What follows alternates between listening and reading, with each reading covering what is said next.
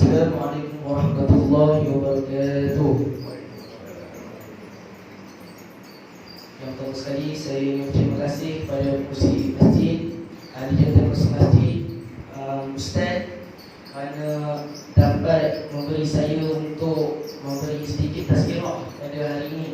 Dan ini pun sedikit praktikal dakwah yang dibawa oleh Muhammad, iaitu suara Ustaz kami lah. Jadi sedikit perkongsian, kalau ada salah dan silap boleh tolong bimbinglah. Saya pun baru tengah belajar. Jadi saya mulakan. A'udzubillahi minasyaitonir rajim. Bismillahirrahmanirrahim. Alhamdulillahirabbil alamin wassalatu wassalamu ala asyrafil anbiya'i wal mursalin wa ala alihi wa sahbihi ajma'in. Subhanaka la ilma lana illa ma 'allamtana innaka antal alimul hakim. Rabbi shrah li sadri wa yassir li amri wahlul 'uqdatam min lisani yafqahu qawli. Amma ba'd. Alhamdulillah, kita panjatkan kesyukuran kepada Allah Subhanahu wa taala kerana dengan limpah kurnia kasih sayangnya dapat lagi kita bertemu di masjid ini, dapat lagi kita solat berjamaah bersama-sama, dapat kita lagi menuntut ilmu pada malam ini, dapat lagi kita hidup pada hari ini, dapat lagi kita jayakan majlis pada malam ini. Alhamdulillah, semuanya adalah nikmat yang diberikan kepada Allah, daripada Allah SWT kepada kita. Hari ini saya ingin membincangkan dengan satu tajuk, iaitu ada satu hadis, iaitu berkenaan dengan mengabaikan solat dan mengikut hawa nafsu. Sebelum saya nak meneruskan saya punya hadis ni, saya nak berikan sedikit mukadimah, iaitu tentang kita kelebihan untuk ilmu, iaitu kelebihan apa yang dikatakan. Ada satu hadis daripada Umamah radhiyallahu anhu, Nabi sallallahu alaihi wasallam bersabda, barang sesiapa yang berpagi-pagi ke masjid semata-mata mahu mempelajari atau mengetahui sesuatu kebaikan, maka dia memperoleh ganjaran seperti pahala orang yang mengerjakan haji yang sempurna. Sebenarnya banyak lagi kelebihan-kelebihan kita menuntut ilmu ini. Maksudnya apa? Nabi ni buat macam-macam promosi untuk kita ni nak menuntut ilmu. Yang ini antara salah satu hadis Nabi, iaitu nak mempromosikan umatnya supaya datang untuk menuntut ilmu. Sebab ada pepatah Arab mengatakan, menuntut ilmu daripada buayan sehinggalah ke liang lahat. Maksudnya apa kat sini? Pepatah Arab ataupun orang-orang Arab mengatakan pentingnya kita ni nak menuntut ilmu. Tak semestinya kecil kita menuntut ilmu, tetapi sehingga tua, sehingga kita meninggal dunia pun kita perlu ada ilmu. Sebab tanpa ilmu, apalah kita. Jadi banyak lagi kelebihan-kelebihan lain, antaranya para malaikat melindungi dan memelihara kita. Sebab ada sabda Nabi SAW, Nabi kata kepada orang yang nak menimba ilmu ni, malaikat membukakkan sayap dia, iaitu maksudnya memelihara mereka lah daripada perkara-perkara yang tidak diingini, pada redha terhadap peristiwa ataupun kelakuan mereka untuk menuntut ilmu. Selain itu juga, orang yang menuntut ilmu ini juga telah dikatakan adalah orang yang berjuang di jalan Allah, maksud berjihad. Sebab ada sabda Nabi SAW, barang siapa yang ingin mencari ilmu, maka Allah memudahkan dia jalan ke syurga. Maksudnya ilmu dari ke syurga itu berkaitan dengan fi sabilillah, iaitu berjihad di jalan Allah. Dan selain itu juga ada satu hadis, iaitu Nabi SAW berkata kepada Abu Zar, iaitu sahabat Nabi, wahai Abu Zar, berpagi-pagilah kamu dengan satu bab ilmu, kerana ilmu itu lebih baik daripada kamu melakukan 100 rakaat solat sunat. Ini antara kelebihan-kelebihan kita untuk menuntut ilmu. Sebelum saya nak meneruskan ini, saya nak memberitahu promosi kita ni menuntut ilmu. Takkan promosi kita pergi checker, pergi barang, boleh kita pergi, takkan majlis ilmu kita tak boleh pergi kan. Itu sedikit perkongsian. Dan kita pun perlu bersyukur kerana kita diberikan masa, sebab Nabi SAW ada berpesan kepada kita, iaitu ingatlah 5 perkara sebelum 5 perkara. Antaranya masa lapang kita sebelum masa sempit kita. Jadi masa lapang kita ni kita gunalah sebaik mungkin yang Allah berikan ni. Kita gunakan untuk kita minta ilmu, kita baca Al-Quran, kita ibadah-ibadah yang dituntut dalam agama Islam. Itu kelebihan yang kita kalau kita ada masa lapang kita gunakan sebaik mungkin. Jangan kita pergi lepok ke apa, kita gunakan sebaik mungkin untuk kita untuk dapatkan ilmu tambah. Sebab syukur ni saya nak ceritakan tadi kelebihan ilmu. Yang kedua saya nak ceritakan tentang syukur.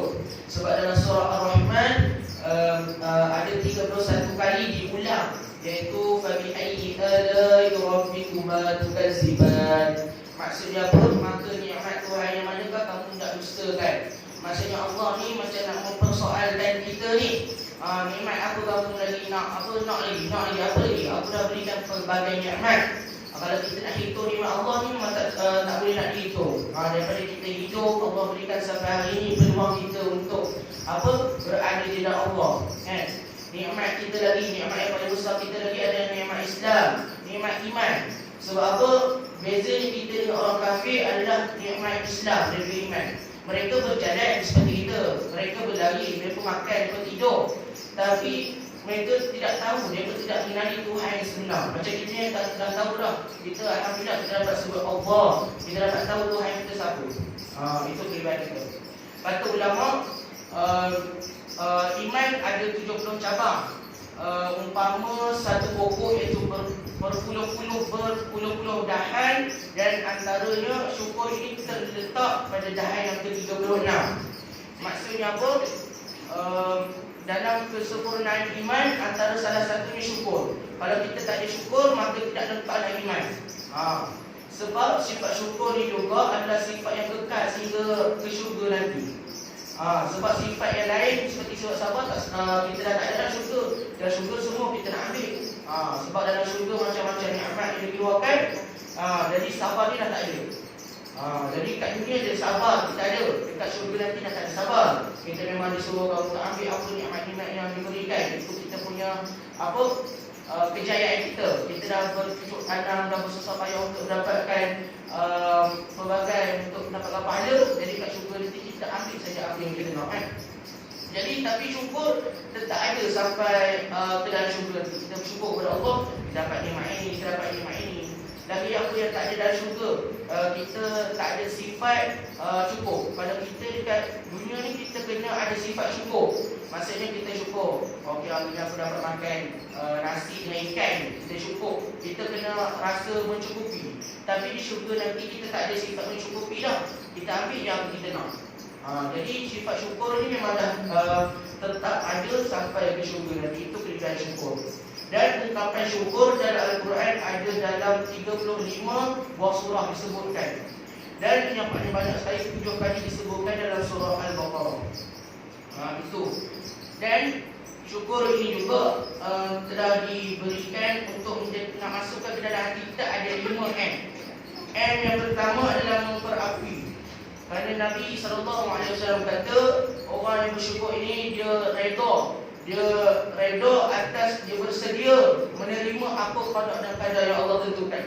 Maksudnya hari ini aku dapat makan inilah aku dapat makan. Jadi bersyukurlah apa yang dia ada. Dia memperapi itu adalah qada dan qadar Allah. Okey. Maksudnya antara contoh, hari ini kita dapat bonus. Kita dapat bonus, alhamdulillah bonus ini dapat daripada majikan. Daripada Allah melalui majikan kepada kita. Jadi ini antara salah satu yang kita perlu memperapi. Ini antara salah satu nikmat yang Allah berikan.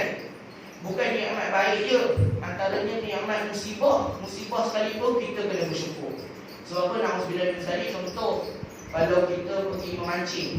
Kalau kita pergi memancing, kita ada bawa kawan pergi mancing. Kita pancing kawan kita. Kita ni mancing dah dekat sejam. Dan kawan kita dah macam-macam ikan. Ikan jauh, ikan ju dia, macam-macam ikan dapat. Yang kita ni ikan bilik tak dapat. Jadi kita lepas tu kawan kita tanya, "Mat, kenapa kamu ni tak dapat ikan ke?" Dia nak macam mana? Tak guna dia. Jadi benda-benda ni yang maksudnya kita nak melahirkan kita ni tidak memperapi itu qada dan qadar. Sepatutnya kita buat apa? Yang pertama, kita tadi bila dah tak ada ikan, kita sabar. Bila sabar dah, ini ujian ni daripada Allah SWT. Berlaku mungkin hari yang tak dapat, esok aku dapat. Itu antaranya. Sebab Imam Al-Ghazali mengatakan orang yang bersabar atas musibah yang ditimpanya adalah orang yang hebat. Tapi ada orang lebih hebat daripada orang yang bersabar atas musibah ni. Adalah orang yang bila contoh dia dapat musibah tadi, contoh dia tanya, "Mai tak dapat ikan ke?" Dia kata, syukur, aku tak dapat ikan pun. Alhamdulillah. Jadi itu ada lebih baik daripada orang bersabar tadi. Orang bersabar tadi dapat pahala, dia bersabar atas nikmat yang Allah berikan musibah tadi. Tapi yang seorang lagi ni, dia lebih bersyukur. Dia syukur, alhamdulillah. Dia kata walaupun dia dapat musibah. Jadi macam para sahabat Nabi, bila dapat satu berita yang buruk, bila kalau kita ikut kita punya lahiriah, maksudnya kita punya batin, kita punya zahirnya, kita sedih. Tapi ada sahabat Nabi ni, antaranya dia suka apabila musibah dia sampai. Sebab dia kata ini antara salah satu nikmat yang Allah berikan. Jadi kita perlu muhasabah diri. Jadi yang ketiga tadi, yang pertama. Jadi yang kedua, kita perlu menerima lah. Kalau macam tadi kita tak dapat ikan, tadi kita menerima, ini takdir Allah. Sebab yang kita perlu ingat dalam diri kita perlu memotivasikan diri kita, semua yang Allah dah buat untuk kita ni adalah takdir, di bawah radar ni. Maksudnya semua perkara ni memang di bawah ketentuan dia lah. Jadi kita terimalah apa saja. Jadi kalau macam tadi tu, bila dah kita dah terima kita tak dapat ikan pada hari tu, jadi kita balik, kita muhasabah diri. Mungkin musibah yang Allah berikan pada aku ni, mungkin aku ada buat dosa semalam, umpat orang ke, ambil duit orang ke, tak bayar hutang ke, itu antara ni. Ini maksudnya kita kena muhasabah diri. Itu M yang ketiga. M yang keempat adalah memperbaiki diri. Tak cukup kita muhasabah diri, kita cakap tadi, masa aku buat silap. Lepas tu dah tak pergi muhasabah diri ke, tak buat perkara-perkara yang boleh memberikan Allah sayang pada kita balik. Jadi yang keempat tadi memperbaiki diri. Bila kita sedar, contoh semalam aku ada buat, aku tak bayar hutang orang lagi, mungkin ini antara penghalang nikmat rezeki aku pada hari ni. Jadi kita dah selesai kalau hutang tu. Jadi macam-macam lagi. Tapi kita perlu memperbaiki diri. Lepas muhasabah perlu memperbaiki diri. Sebab itu usaha kita untuk nak dekatkan diri kepada Allah. Bila dah 4M ni memperbaiki diri, seterusnya kita menyerah diri kepada Allah.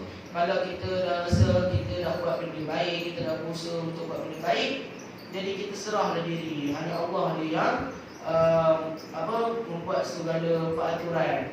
Jadi menyerahkan diri segalanya. Apabila kita menyerahkan diri segalanya, mungkin kita puji Allah. Dia tak dapat ini, tak apa, Allah Maha Kaya, Allah Maha Hebat. Jadi kita akan dapatlah kaya tu, kita akan dapatlah hebat tu. Lagi banyak-banyak lagi kita, kalau kita serahkan diri kepada Allah, maka Allah akan memberikan seperti mana kita membesarkan dirinya. Itu saja.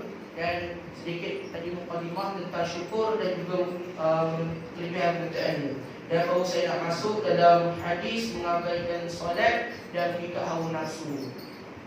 And Abi Sa'id Al-Khudri radhiyallahu anhu yaqulu sami'tu Rasulullah sallallahu alaihi wasallam yaqulu khalfu min ba'di 60 sanah adaa'u salata wa taba'tu syahwat fa sawfa yalqaina ghayyan adaa'u salata wa taba'tu syahwat la ya'lamu tarablahu wa yaqra'una al-Qur'an salasah mu'min wa munafiq wa fajir.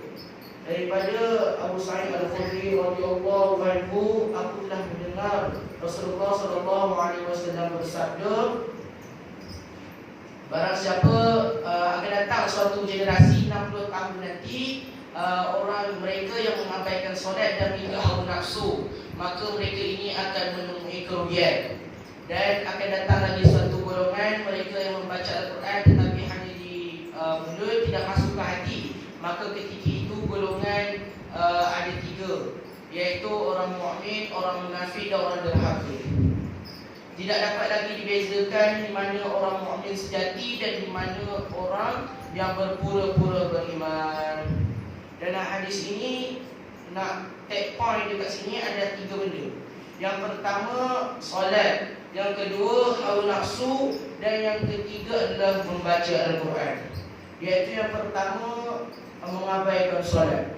Sebelum kita nak teruskan tentang pujian kita mengabaikan solat, saya nak bagi tahu ada solat ini sebenarnya adalah ibadat yang tertua di dunia.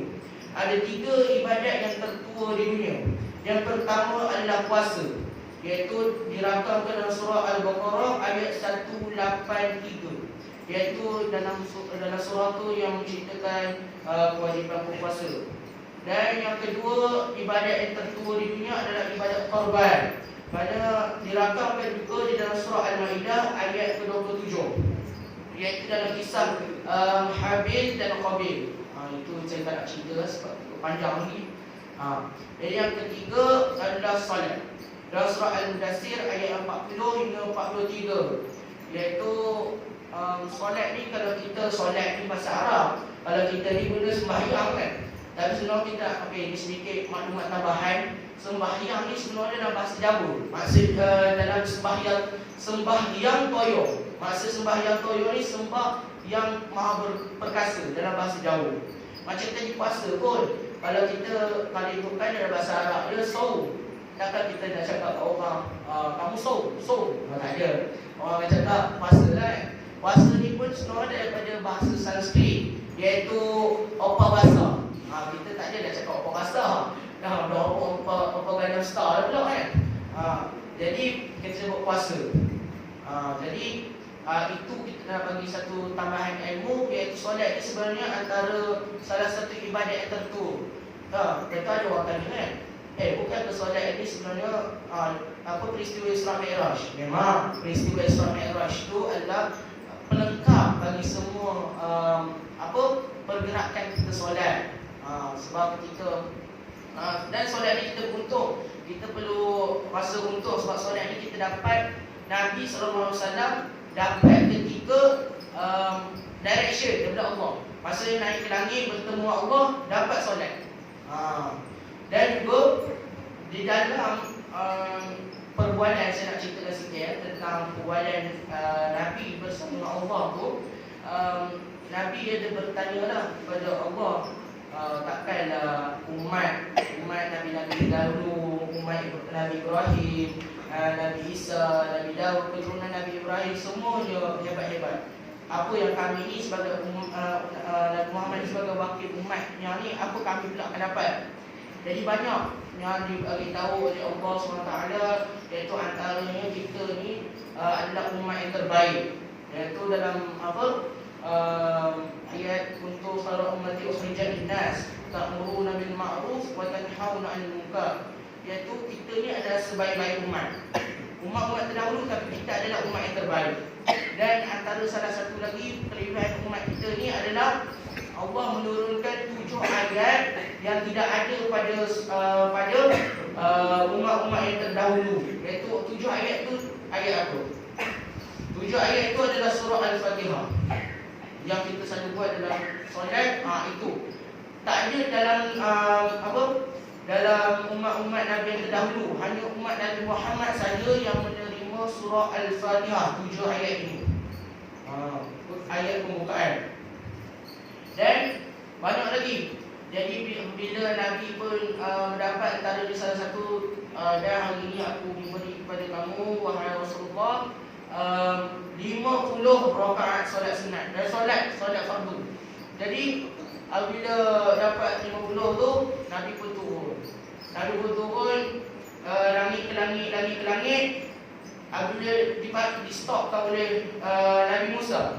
Nabi Musa tanya, apa yang kamu dapat daripada Allah tadi? Jadi Nabi beritahu antaranya solat 50 rakaat. Jadi Nabi Musa pun cakap, tak boleh ni 50 rakaat. Aku punya umat pun Bani Israel pun bukan buat pun. Jadi pergi minta Islam. Jadi naik balik Nabi. Nabi pun naik minta diskon sampailah jadi 5 rakaat. Jadi turunlah Nabi kepada Nabi Musa, dan Nabi Musa kata, 5 rakaat banyak lagi tu. Dia kata kurang lagi. Tapi itulah sebabkan Nabi ni, kalau tak, kita perlu terima kasih juga lah kepada Nabi Musa. Kalau tak ada Nabi Musa, mungkin kita sekarang ni 50 rakaat. Sebab Nabi kita ni Nabi yang baik. Ikut dia apa semua. Jadi Nabi Musa ni yang minta untuk Nabi Muhammad ni supaya minta dia tahu. Sebab umat dia pun tidak mampu buat, apatah lagi kita ni adalah umat akhir zaman. Itu sedikit perkongsian. Jadi mengabaikan solat dalam ibadah solat yang tadi itu adalah pelbagai daripada maksud ini daripada ulama, antaranya Muhammad bin Ka'ab al-Kharazi, iaitu daripada dia kata ibadah solat itu bermaksud meninggalkan solat secara keseluruhan. Maksudnya kita tinggal hari ni tak ada solat dah. Jadi kita ni dah termasuk dalam golongan Nabi kata mengabaikan solat, meninggalkan kesemua solat fardu dalam satu hari satu malam. Itu daripada Muhammad bin Ka'ab al-Kharazi. Yang kedua, Al-Uzair, iaitu mensia-siakan waktu solat. Maksudnya kita dah masuk waktu ni kita tak solat lagi. Ada 5 minit lagi lah, ada 10 minit lagi lah, ada 20 minit lagi lah. Dia tengok tak solat pun. Jadi itu yang dia kata Al-Uzair. Yang ketiga daripada ulama, Ibnu Mas'ud mengatakan menghabiskan waktu solat tanpa melakukannya. Sama macam tadi lah, bila dia menengok-nengok ke solat sehingga dia pun terlampau tidak pasal waktu solat tu dah habis. Itu antara sama lah macam Al-Uzair ni. Yang keempat, Masyru' mengatakan tidak menjaga solat lima waktu. Masa mengabaikan solat ni, macam tadi Masyru' kata solat dilakukan, mungkin solat Zuhur, subuh dia tak buat, Zuhur dia buat, Asar dia buat, Maghrib dia buat, Isyak dia tak buat. Ataupun Asar dia tak buat, Isyak dia buat, macam tu. Maksudnya antara 5 waktu tu dia tinggalkan antara salah satu, ataupun sehingga meninggalkan kesemua. Itu dia. Jadi kita ni bila Nabi nak katakan 60 tahun akan datang ni akan datang satu generasi mengabaikan solat, jadi Nabi melarang kita. Maksudnya Nabi kata elakkan kita. Nabi keluarkan hadis ni adalah untuk memberitahu kita akan datang 60 tahun akan datang orang yang mengabaikan solat. Jadi takkan kita nak jadi generasi mengabaikan solat. Jadi ini peringatan Nabi akan datangnya generasi mengabaikan solat. Jadi kita ni sebagai umat Nabi yang dibangga-banggakan oleh Nabi ketika dulu. Ada orang kata kita ni masa nak hidup zaman Nabi lagi best, jumpa Nabi kan. Tengok jumpa Nabi, jumpa Nabi. Tapi sebenarnya ada satu hadis yang diceritakan oleh ustaz saya, iaitu dia ceritakan pada waktu tu Nabi duduk di dalam masjid bersama para sahabat. Duduk para sahabat dan Nabi bertanyakan, siapa golongan yang terbaik di antara kita ni? Jadi para sahabat yang berada pada Nabi itu pun bercakaplah. Dia kata rasa golongan malaikat kot. Jadi Nabi berkata, kenapa kamu nak katakan golongan malaikat? Sebenarnya golongan malaikat ini adalah golongan yang berada di sisi Allah. Itu golongan yang tidak mempunyai nafsu, tidak mempunyai apa-apa, memang dia bebas dari dosa. Jadi Nabi bertanya lagi kepada para sahabat, siapa lagi golongan yang terbaik kamu rasa? Jadi mereka berkata golongan di antara utusan-utusan Allah, iaitu kamu Rasulullah.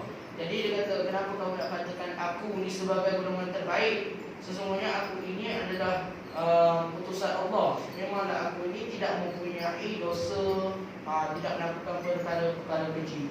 Jadi bertanyalah Nabi kepada para sahabat, siapa lagi golongan di antara kita yang terbaik?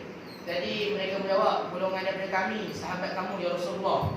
Jadi apabila dia kata, Nabi pun kata, bila kamu kata kamu, kenapa kamu nak kata kamu? Sesungguhnya kamu adalah, maksudnya kalau kamu mempersoalkan tentang agama, aku akan bertanya kepada Allah dan Allah menurunkan wahyu yang aku direction beritahu kepada kamu. Jadi kamu bukanlah golongan yang terbaik. Jadi Nabi tanya lagi dan dia pun tak jawab. Nabi kata akan datang golongan selepas kamu, selepas kami ulama, dan mereka ini iaitu tidak menemui satu pun Nabi dan tak ada Nabi, dan mereka berpegang pada Al-Quran dan juga Sunnah. Tetapi mereka tetap beriman seperti kamu yang berada di depan aku. Jadi siapa golongan itu? Kita lah yang disebut oleh Nabi. Jadi kita ni golongan yang terbaik, dan kita ni untuk khairah ummah, iaitu sebaik-baik umat. Dan kita adalah golongan yang telah pun dipuji-puji pada zaman Nabi dulu. Takkan kita nak sia-siakan pujian-pujian Nabi itu. Jadi apabila Nabi berkata akan datang golongan yang mengabaikan solat, kita janganlah jadi seperti ini. Kita kekalkanlah, kita ikut sifat Nabi. Nabi dalam ada satu hadis lagi yang lain, Nabi SAW bersabda, solat pada waktunya. Nabi paling suka Nabi bersabda, Allah SWT paling suka dalam Islam adalah orang yang solat pada waktunya. Barang siapa yang meninggalkan solat, maka tiada baginya, dan solat itu merupakan tiang agama. Jadi takkan kita nak tinggalkan solat. Sesungguhnya solat ini pun diberi kepada Nabi direction dalam peristiwa Isra' dan Mi'raj. Jadi maksudnya solat ini adalah satu perkara yang paling penting. Maksudnya nanti dalam kubur nanti Allah tak akan tanya zakat, Allah tak akan tanya puasa dulu, Allah akan tanya solat. Jadi kita kena jaga solat. Jadi sebab solat ini pun telah dikatakan Nabi adalah solat imanuddin, iaitu solat adalah tiang agama. Sebab telah pun dibuat gambaran oleh ulama, iaitu seperti solat Islam, rukun Islam ini, iaitu solat ini adalah syahadah adalah bumbung, dan juga menguatkan syahadah itu adalah solat, dan puasa itu adalah dinding, zakat itu adalah tingkap, dan haji itu adalah pelengkap bagi keseluruhan rumah. Jadi kalau kita tak ada tingkap, kita tak bayar zakat, tak apa lagi. Kalau maksudnya yang maksudnya ada alasan, maksudnya macam zakat tadi, kalau kita seorang asnaf, kita seorang miskin, kita tak bayar zakat. Okay, kita lepas satu, boleh bagi alasan. Jadi kalau kita tak puasa, kita uzur, ada sebab-sebab dan lain, boleh memberi alasan. Maksudnya kita tak ada dinding. Jadi kebanyakannya hanya solat sahaja tidak mempunyai alasan. Okay, kamu ni lenguh belakang, jadi tak mampu solat diri, duduk. Tak mampu solat duduk, kita baring. Baring kita miring kanan, tak boleh kiri. Tak boleh kiri, kita guna isyarat mata. Tak boleh hati. Kalau tak boleh lagi, kita matilah. Kalau kesemua ni pun tak boleh, jadi perlulah kita mati. Sebab dah tak mampu sangat kita ni nak solat, kita suruhlah orang solat kan kita, pada itulah mati.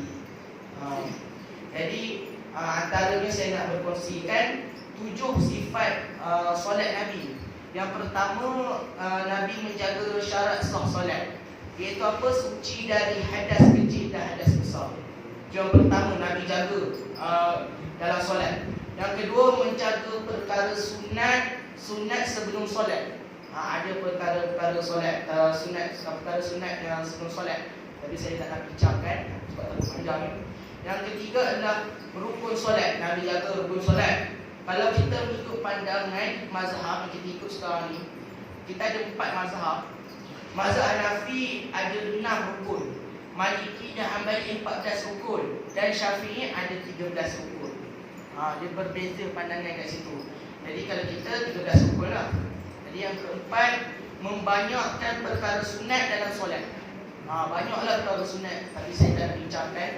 Jadi kena ada banyak perkara sunat yang kita boleh buat dalam solat.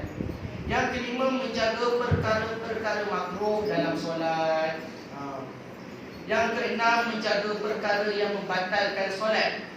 Yang ketujuh, perkara yang berkaitan dengan khusyuk dalam solat.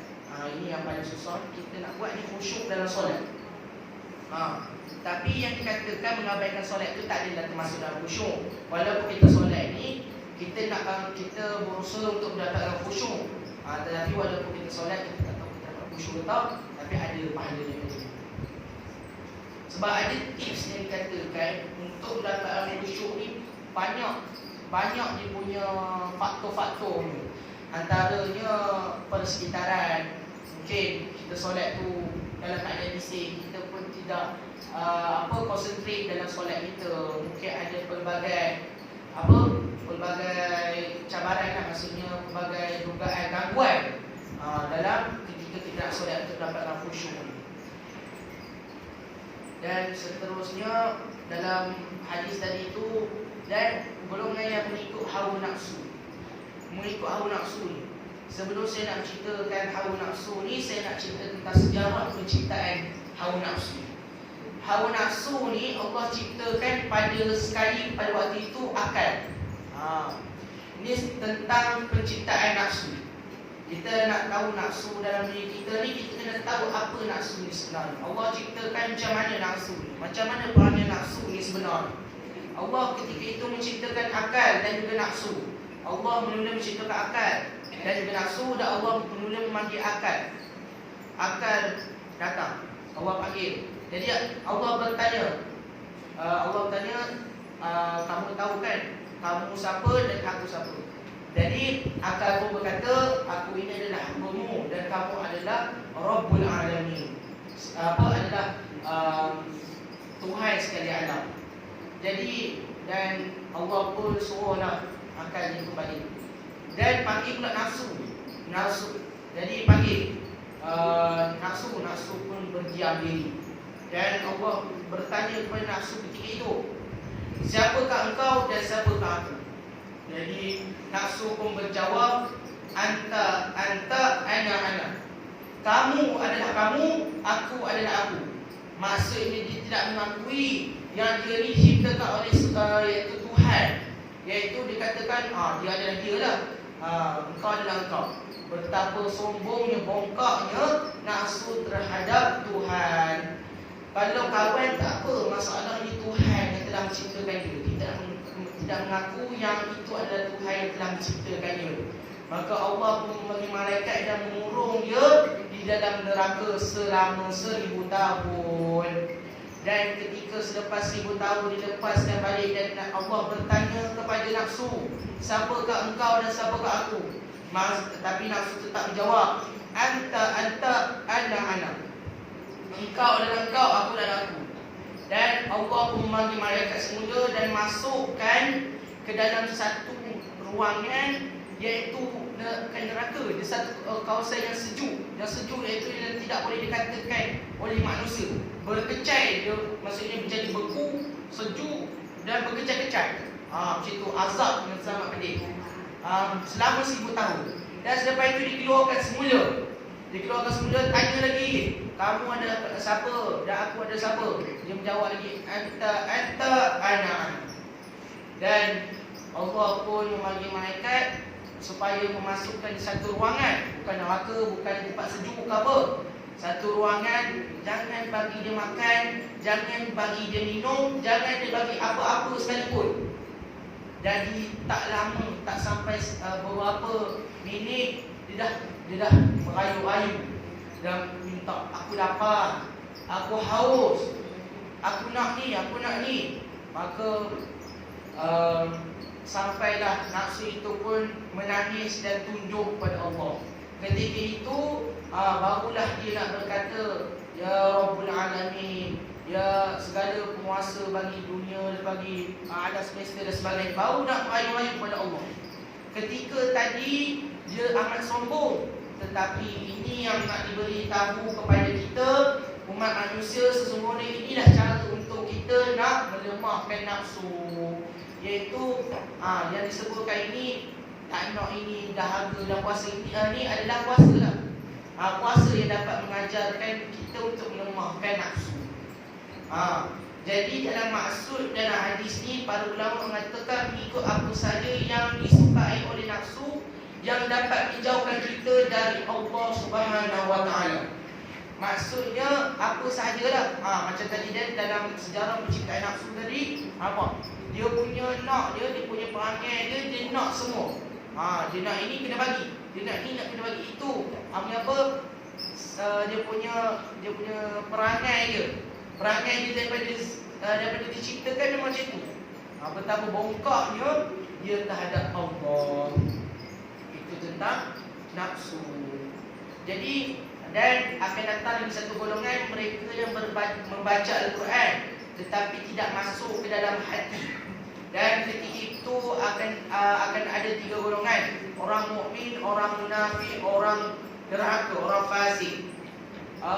Maksudnya kat sini, golongan yang kedua dikatakan oleh Nabi ini adalah orang ketika itu banyak baca Al-Quran tetapi membaca sekadar di mulut saja.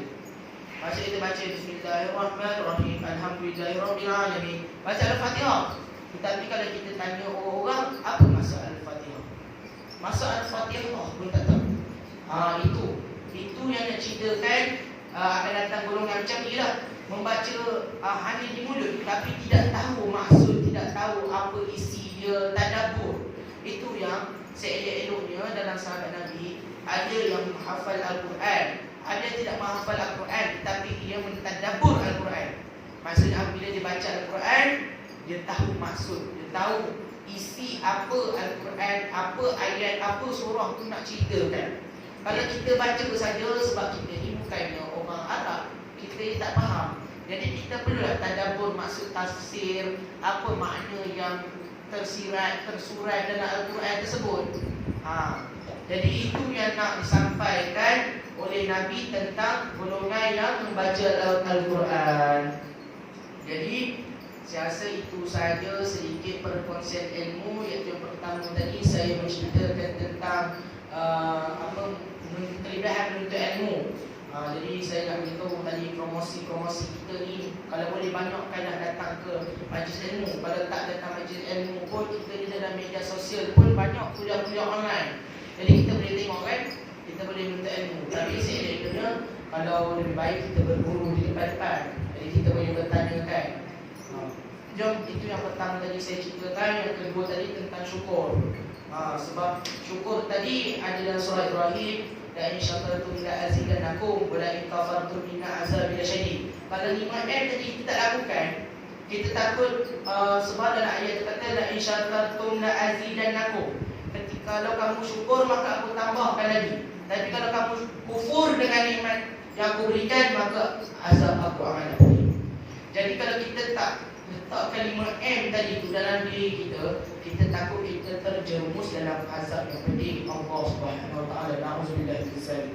Iaitu yang ketiga tadi tentang hadis, mengabaikan solat dan mengikut hawa nafsu.